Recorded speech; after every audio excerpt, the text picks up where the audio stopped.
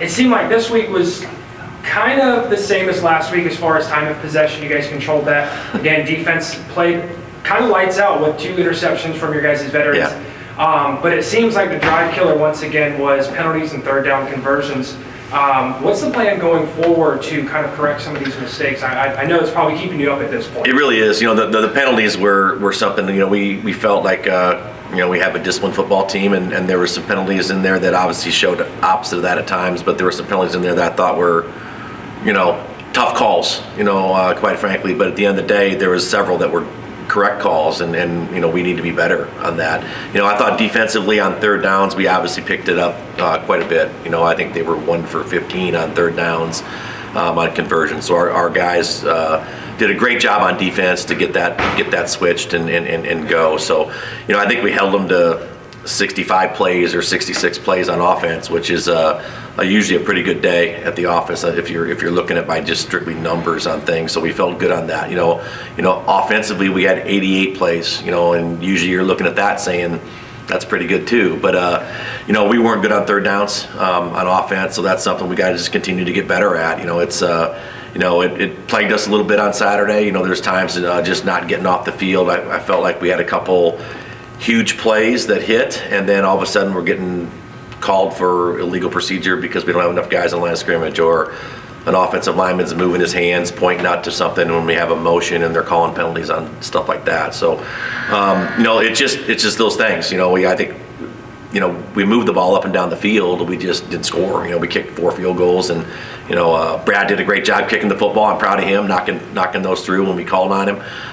That operation, with the snap, kick to hold, and blocking up front was really good on special teams, so I'm happy about that. But offensively, we got to find a way to get it in the end zone and take advantage of things. You mentioned the turnovers. We took the ball away twice and had another 4th down stop that was gave us good field position. So taking advantage of those opportunities is something that we have to just continue to get better at.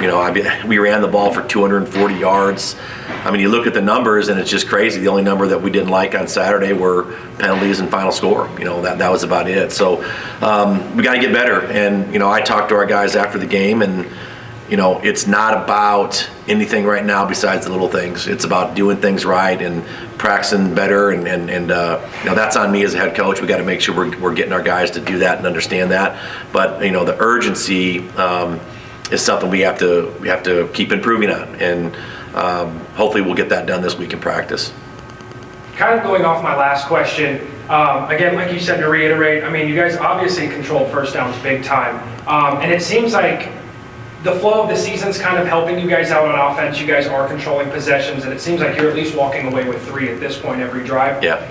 How confident are you that things are going to keep rolling that way on offense, and then things are going to get figured out eventually? Well, what I'm confident about it because we have really good football players first off, and we have a really good coaching staff on offense. Coach Kilmer's been doing this at Angelo State since I've been here as a head football coach, and has done an unbelievable job of getting our guys ready to compete and play. And if you take a look at the film and see it, we're close to being really good at it, but it's not hitting right now.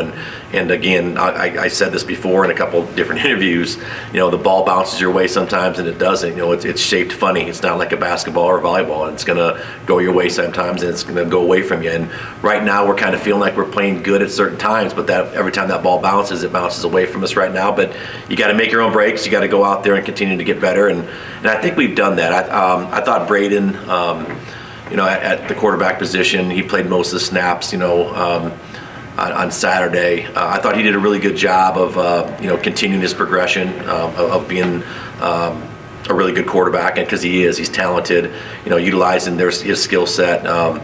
Things obviously we still want him to continue to work on, and Coach Kilmer will get him coached up in what we're trying to do and continue that progression to get him where we need to be. But, I'm confident. I am. I think that there's too many talented kids around the quarterback position. We mentioned last week I didn't feel like the O-line played very well at times where that hurts a quarterback. Well, I thought the O-line played really well this weekend. When you run the ball for 240, you feel good about that. But it's a continuation of just improving, and hopefully our guys understand the urgency of it. You know, we don't want to be 0-2 right now, but we are, and that's the reality of it. And we start conference play this week, and we can get it turned around in conference. And at the end of the day, you want to win them all, but you know, being your number one goal of winning a Lone Star Conference championship, that's still in front of us. You know, we can do that. I also think what's encouraging about it too is we played two really good football teams. You know, we've tested ourselves and see where we're at and where we got to do to win those games, and you know, to win in the Lone Star Conference. You know, it's not a false sense of you know, we go play somebody not at the caliber of those teams and we beat up on them. You know, we don't see the issues we got to work on right now. You know, so that's something that I think that, you know, is good for us. You know, Emporia State, Fort Hays, very good football teams. In my opinion, both games we were in and had a chance to win, but we didn't. And so now that's a learning curve for our guys to understand we got to play better. But at the same time, I think we're a pretty good football team, and we're excited to get back into play some Lone Star Conference, you know, run and see what we can do there.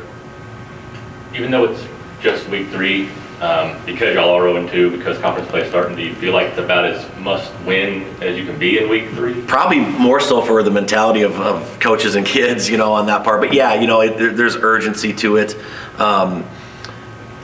It's still a long season on that part, but yeah, there's definitely some urgency. That's a good question. I mean, the answer is yes, but at the end of the day, you know, going to win a Lone Star Conference championship is something that we still have a grasp on and have an opportunity to go, you know, do. Do we have to play better? Yeah, we do, and hopefully we've learned some things from these games, and you know, to keep improving and work towards that goal. To kind of transition to the defense, I know we spoke a little bit about the offense, obviously.